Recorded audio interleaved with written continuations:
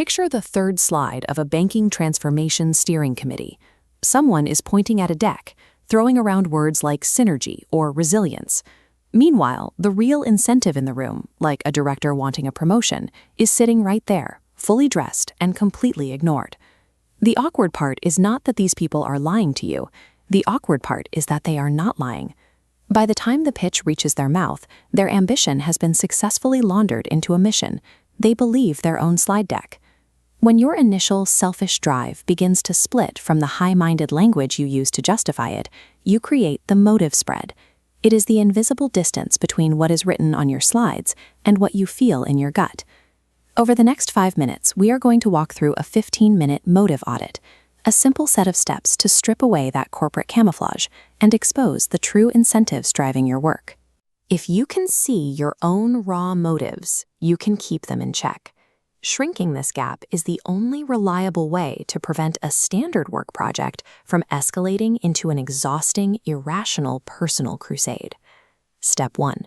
Open a blank document, pull up your digital work calendar, and pick one specific high-stakes project you are currently running. We need to figure out if your project's mission acts as a constraint or as a costume.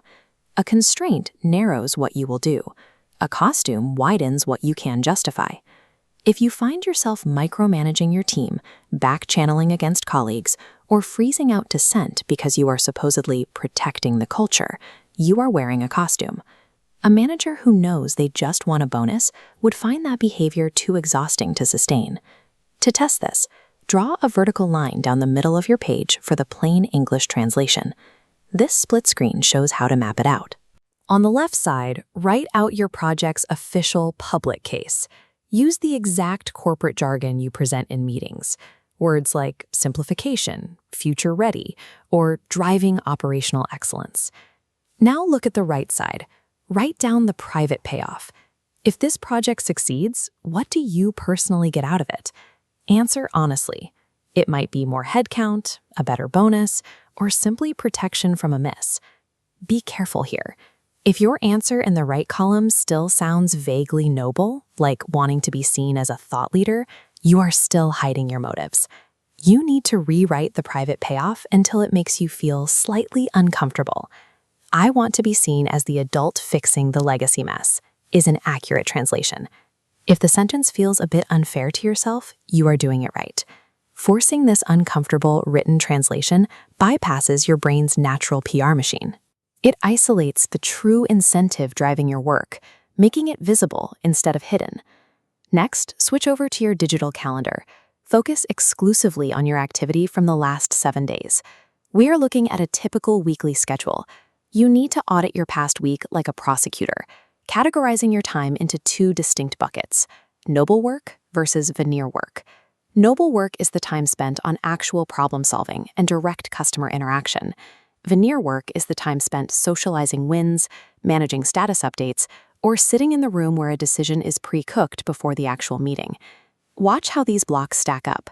If the total hours tallied in your veneer column outweigh your noble column, the evidence is clear. Your project is being driven by status. You do not have to abandon the initiative just because the math tilts toward status. The project might still be highly valuable to the company. But you are obliged to acknowledge reality before moving to the final step. Navigate exactly 60 days into the future on your calendar and create a new 15-minute appointment with yourself. This meeting is for the kill rule. You are going to write down a specific observable event trigger. If that condition is met in 60 days, it will force you to either kill the project, shrink it down, or openly renegotiate it. Do not write down vague intentions like, "I will keep an eye on it." Without a hard, dated trigger, the Noble Veneer will win on institutional inertia alone. Here is an example of a valid rule. If the manual workaround still exists today, I will stop pretending this is a transformation and reframe it as containment. Attaching an uncomfortable ultimatum to a specific future date is the only reliable brake you have against the relentless momentum of a corporate initiative. The audit is complete. You now have a clear, unvarnished translation of your motives and a calendar-locked stopping point to keep you honest. Notice the contrast between 2 types of professionals. The operator can privately admit they want a project because it advances their career. The true believer can only speak in moral imperatives, insisting they do it because it is right. The operator can be reasoned with. The true believer is a hazard to the organization. Because they view their career appetite as a moral principle, they lack an internal mechanism to stop and will justify anything to keep moving forward. Keep your private translation accessible.